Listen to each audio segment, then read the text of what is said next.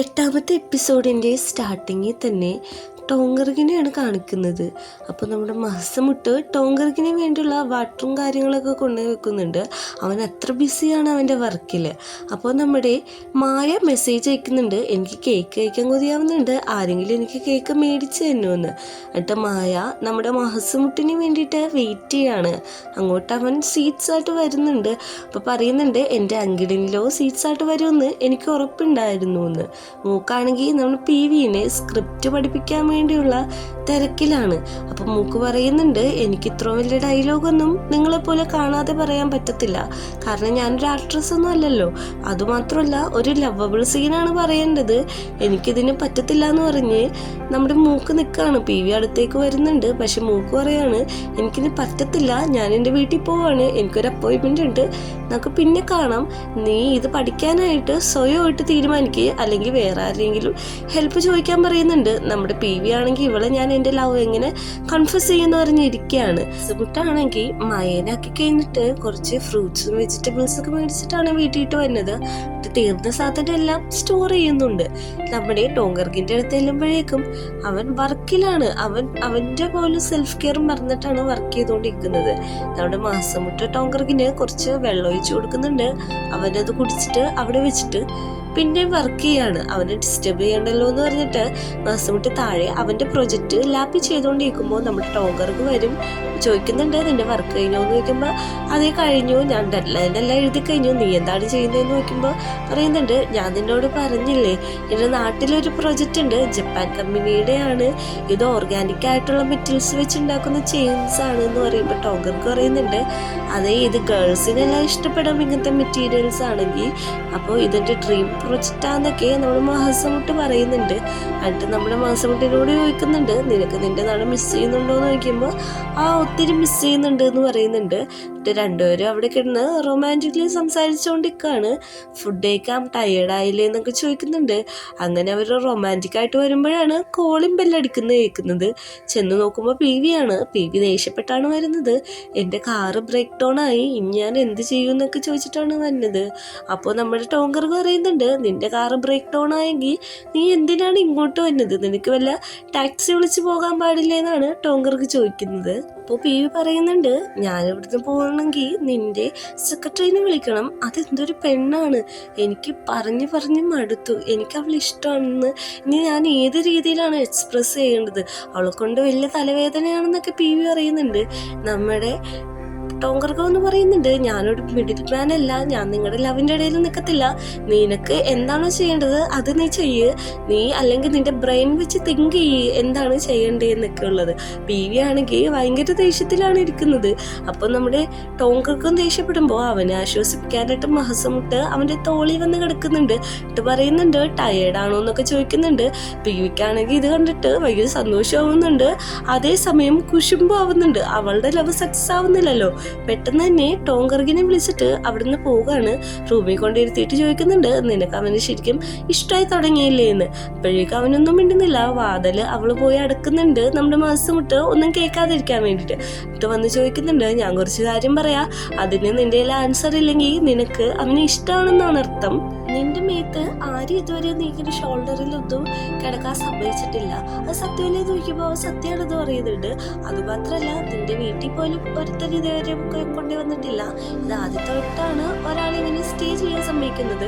അതുമാത്രമല്ല, അവൻ നിന്റെ കൂടെ ഉള്ളപ്പോൾ നിന്റെ സ്കിന്ന് ഭയങ്കര ബ്ലിഷ് ആവുന്നുണ്ട്, ഞാനിതൊക്കെ ശ്രദ്ധിക്കുന്നുണ്ട്, നിനക്ക് അവന് ഇഷ്ടമെന്ന് പറയുമ്പോൾ നീ ഭയങ്കര നോൺസെൻസ് ആണ് സംസാരിക്കുന്നതെന്നാണ് നമ്മുടെ ടോങ്കർക്ക് പറയുന്നത്. അങ്ങനെ രണ്ടുപേരും കൂടി അവിടെ കിടന്ന് സംസാരിച്ച് തല്ലുപിടിയാവാണ്. അവിടെ തലവണി വെച്ചിട്ട് ഫൈറ്റൊക്കെ നടക്കുന്നുണ്ട്. അങ്ങനെ രാത്രിയാകുമ്പോൾ മാസമുട്ട് നല്ല ഉറക്കത്തിലാണ്.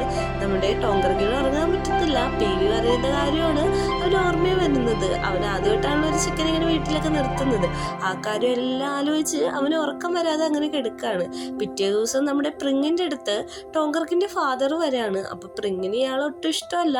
അയാൾ ഹഗ് ചെയ്യാൻ വരുമ്പോഴേക്കും അവൾ അവിടെ ഹഗ് ചെയ്യാതെ താഴെ താഴെ ഇരിക്കുന്നുണ്ട്. എന്നിട്ട് പറയുന്നുണ്ട്, നിങ്ങൾക്ക് എന്നെ കൊണ്ട് എന്താവശ്യമെന്ന് എനിക്കറിയാം, ഞാൻ ടോങ്കർഗിന് എഗെയിൻസ്റ്റ് ആയിട്ട് പ്രവർത്തിക്കണം, അങ്ങനെ ഞാൻ ചെയ്യണമെങ്കിൽ നിങ്ങൾ എനിക്ക് 5 മില്യൺ ബത്ത് തന്നെ എന്ന് പറയുന്നുണ്ട്.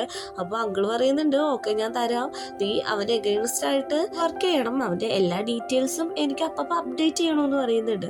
നമ്മുടെ മാസമുട്ടാണെങ്കിൽ രാവിലെ ഇരിക്കുമ്പോൾ നമ്മുടെ ടോങ്കർക്ക് പുറത്തേക്ക് പോവാണ്. അപ്പോൾ ചെന്ന് ചോദിക്കുന്നുണ്ട് എവിടെ പോവാന്ന് ചോദിക്കുമ്പോൾ അത് നിന്റെ ബിസിനസ് അല്ല എന്ന് പറയുമ്പോൾ, സത്യം പറയാം എവിടെ പോവാന്ന് ചോദിക്കുമ്പോൾ ഞാൻ ലേസർ ട്രീറ്റ്മെന്റ് ചെയ്യാൻ പോവാണ് എന്ന് പറയുമ്പോൾ നമ്മുടെ മാസമുട്ട് പറയുന്നുണ്ട്, അത് പെൺപിള്ളേര് ചെയ്യുന്ന കാര്യമല്ലേ എന്ന് ചോദിക്കുമ്പോൾ അതിനെന്താ എനിക്ക് ചെയ്താൽ എന്താന്ന് ചോദിച്ചിട്ട് അവൻ പോകുന്നുണ്ട്. ഞാനും കൂടെ വരട്ടെ എന്ന് പറയുമ്പോഴേക്കും സമ്മതിക്കുന്നില്ല.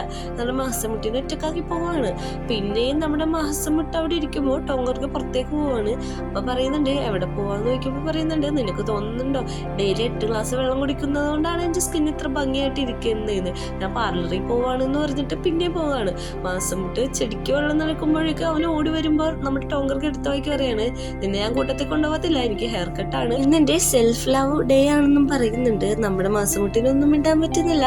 ടോങ്കർക്ക് അവിടെ നിന്ന് പോവുകയാണ്. എന്നിട്ട് നമ്മുടെ മാസമുട്ട് മിയേൻ്റെ അടുത്ത് പോയിട്ട് പറയുന്നുണ്ട്, നമ്മുടെ ടോങ്കർക്കിന് എന്താണെന്നറിയില്ല, എന്നെ നല്ല രീതിക്ക് അവോയ്ഡ് ചെയ്യുന്നുണ്ട് എന്നൊക്കെ പറയുമ്പോൾ നമ്മുടെ മായ പറയുന്നുണ്ട്, ഇനി ചിലപ്പോൾ വേറൊരാളെ കണ്ടുപിടിച്ചോ അതുകൊണ്ടായിരിക്കും ഈ അവോർഡ്നെസ് എന്ന് ചോദിക്കുന്നുണ്ട്. എന്നിട്ട് പറയുന്നുണ്ട്, എന്തായാലും നിന്റെ അങ്കിളിനെ ഞാൻ എൻ്റെ വരുത്തിക്ക് കൊണ്ടുവരുമെന്ന് പറഞ്ഞിട്ട് അവിടെ നിന്ന് പോവുകയാണ്.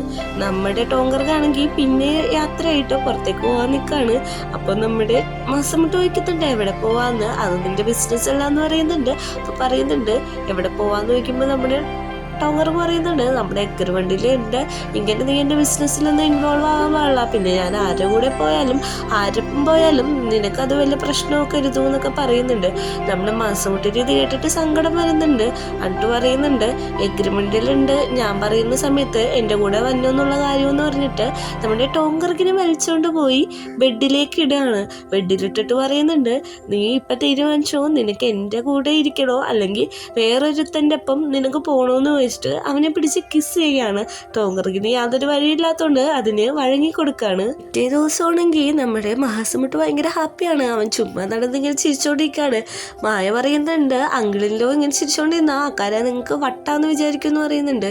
അപ്പോൾ തന്നെ നമ്മുടെ മായയുടെ ഗ്രാൻഡ് ഫാദർ അങ്ങോട്ട് വരികയാണ്. ഇവനെ കാണുമ്പോൾ തന്നെ മായക്ക് പേടിയായി. മാസമുട്ടിൻ്റെ ബാക്കിലാണ് ഒളിക്കുന്നത്.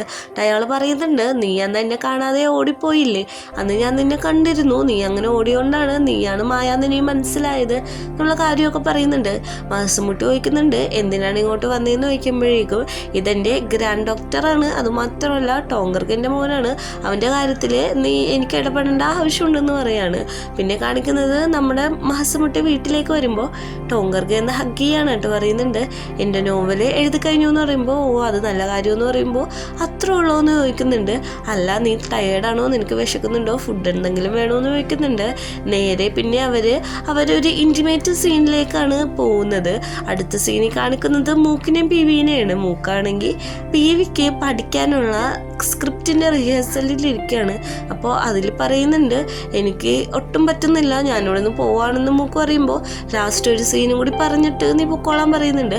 അത് ശരിക്കും ഒരു ലവ് സീനാണ്. എന്നിട്ട് പറയുന്നുണ്ട് എനിക്ക് നിന്നെ പ്രേമിക്കാതിരിക്കാൻ പറ്റില്ല എന്നുള്ളൊരു ഡയലോഗാണ്. അത് കഴിഞ്ഞിട്ട് നമ്മുടെ പീവിനെ കിസ് ചെയ്യണം. ഇതാണ് സിറ്റുവേഷൻ. അപ്പോൾ നമ്മുടെ പീവിനോട് പറയുന്നുണ്ട് നീ ഹെസിറ്റേറ്റ് ചെയ്യേണ്ട, നമ്മൾ രണ്ടുപേരും പെൺപിള്ളേരല്ലേ എന്ന് വെച്ചിട്ട് അതേപോലെ തന്നെ നമ്മുടെ മൂക്ക് അഭിനയിക്കുകയാണ്. അത് കഴിഞ്ഞിട്ട് പീവിനെ കിസ് ചെയ്യുന്നുണ്ട്. എന്തുകൊണ്ടോ മൂക്കിന് തടയാൻ പറ്റുന്നില്ല. ആ കിസ് ഒരു ലോങ് കിസ്സായിട്ട് പോകുന്നുണ്ട്. ഒരു ഡീപ്ലി ആയിട്ടുള്ള ക്യൂട്ടായിട്ടുള്ള കിസ്സാണ് അവിടെ നടക്കുന്നത്. മൂക്ക് പെട്ടെന്ന് തന്നെ പീവിനെ തള്ളി മാറ്റിയിട്ട് ഞാൻ ലിമിറ്റ് ക്രോസ് ചെയ്തു എന്ന് പറഞ്ഞ് സോറി പറഞ്ഞിട്ട് അവിടെ നിന്ന് ഓടാണ്. പീവി വിളിക്കുന്നുണ്ടെങ്കിലും മൂക്ക് നിൽക്കുന്നില്ല. മൂക്കാണെങ്കിൽ കാറിൽ പോയിരുന്നിട്ട് ഭയങ്കര രീതിയിൽ കരയുകയാണ്. നമ്മുടെ മാസമുട്ടി രാത്രി ആലോചിക്കുന്നുണ്ട്. നമ്മുടെ ഫാദർ വന്നിട്ട് പറയാണ് നീയും എൻ്റെ മോനായിട്ടുള്ള എല്ലാ ഇടപാടും നിർത്തണം എന്ന് പറയാണ്.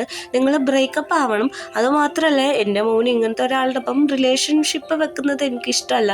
നിനക്ക് എത്ര പൈസയാണോ വേണ്ടത് അത് ഞാൻ തരാമെന്ന് പറയുന്നുണ്ട്. മാസമുട്ട് പക്ഷെ ഇതിനൊന്നും സമ്മതിക്കുന്നില്ല. മാസമുട്ട് പറയുന്നുണ്ട് എന്തൊക്കെ വന്നാലും നിങ്ങളുടെ അടുത്തുനിന്ന് ഞാൻ ടോങ്കർക്കിനെ പ്രൊട്ടക്റ്റ് ചെയ്യും. അതുമാത്രമല്ല ഇനി മായനെ കാണാൻ വരുതു എന്ന് പറയുന്നുണ്ട്.